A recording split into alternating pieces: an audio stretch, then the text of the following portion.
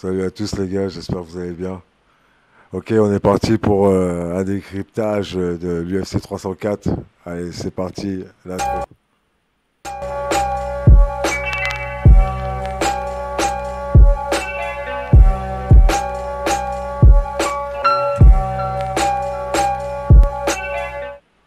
Ok les gars, donc cette UFC, j'ai lu un peu dans les commentaires, beaucoup ils ont dit que c'était très très ennuyeux. C'est vrai que on parlera du main event après, donc on va parler déjà des premiers combats. Bah moi franchement Arnold Allen qui gagne par décision contre Giga Chikadze, mais moi je me suis ennuyé pareil. Christian Leroy de Caen, Grégory Rodriguez, je me suis ennuyé aussi, donc je passe. En plus c'est pas mon domaine, c'était plus de la frappe. Bon bref. Bon après je vais parler de Bobby Green contre Paddy Pimblett. C'était intéressant de voir cette phase de guillotine, triangle. Donc, et en plus, ce qui était intéressant, c'est qu'il a amené avec ce côté où c'est lui qui met un low kick et l'autre, Bobby Green, il fait vraiment un takedown un peu désespéré. Si vous voyez la structure de son corps quand il fait le takedown, oh, t'es pratiquement sûr de manger une guillotine face à un mec comme Paddy Pimblett. Parce que forcément, il est bon au sol, il a pas mal. Bon, bref. Et en plus, vu qu'il est assez souple, il a passé de suite la jambe par-dessus. Et là, enchaînement triangle. Et là, on retrouve les mêmes erreurs que beaucoup qui se passent régulièrement. Alors déjà, d'une chose, moi ce que j'ai bien aimé, c'est que dès qu'il ferme le triangle, il frappe pour un peu étourdir un peu Bobby Green avec des coups très forts. Donc ça étourdit de suite un peu. Et après, le truc qui était intéressant aussi, c'est qu'il cherche de suite à se décaler, à se mettre, comment ça s'appelle, à 45 degrés face à Bobby Green. Et Bobby Green, lui, il veut, comme souvent, quand on prend un peu pris de panique ou qu'on ne connaît pas forcément le sol très bien, tout ça et tout, on veut sortir en force, donc sortir très fort son bras. Et forcément, ça nous met de côté en faisant ça. Donc, et en plus de ça, si on rajoute le fait qu'il lève ses fesses plus haut que sa tête, forcément, il s'enfonce dans le triangle de Paddy Pimblett. Et en plus, il lui donne le bon angle de 45 degrés.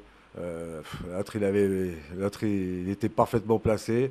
Il a pu le verrouiller aussi grâce à ça. Et donc, au bout d'un moment, si tu tapes pas, ben, tu t'endors. Hein. Magnifique victoire. C'était un beau combat. Ça a été court, mais ça a été un beau combat. Après, on a vu Thomas Aspinall contre Curtis Blade. Moi, je suis un peu déçu. Je pensais que Curtis, il allait un peu donner un peu plus de fil à retordre. Il n'a pas eu le temps de voir le jour. L'autre, il est sur une ascension fulgurante.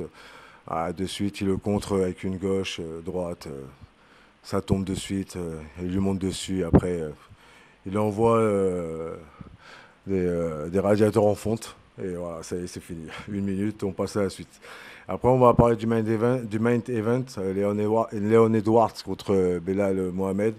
Alors, j'ai lu que beaucoup de gens disaient que le combat avait été ennuyeux, euh, que... Alors, moi, c'est vrai qu'au bout d'un moment, je me suis fait chier aussi. Ouais, c'est vrai, je suis d'accord avec vous quand même. Si, au bout d'un moment, je me suis fait chier. Mais on va parler du combat en lui-même. Moi, ce qui m'a étonné, c'est en fait la capacité de Bilal à dominer même les phases debout en fait de striking, où je trouvais qu'il a touché beaucoup plus de fois sur ses jabs. Et aucun décalage de la tête de Léon Edwards, tout ça et tout. Donc il en a pris plein le museau pendant 5 rounds.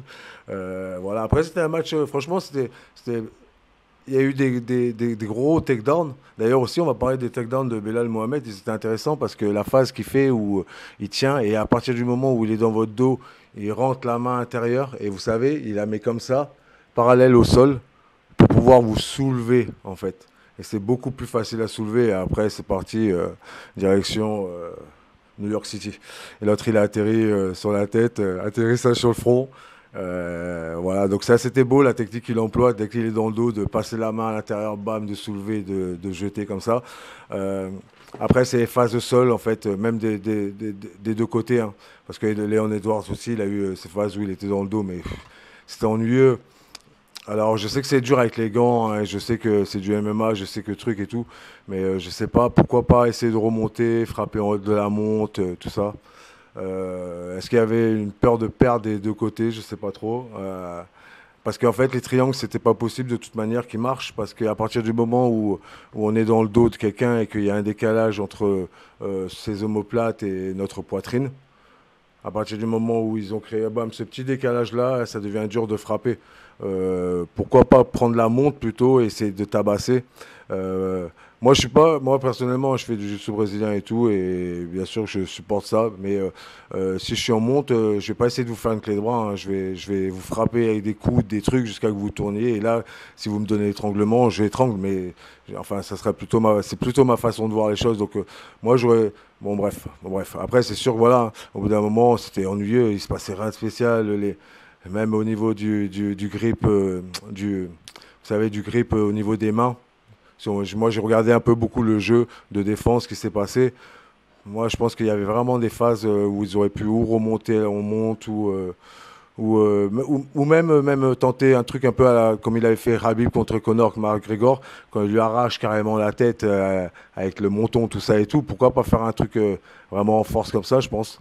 Mais bon, c'est ça. Après, ça fait que ça a été super ennuyeux parce que bah, il s'est rien passé pendant 3 rounds, donc voilà.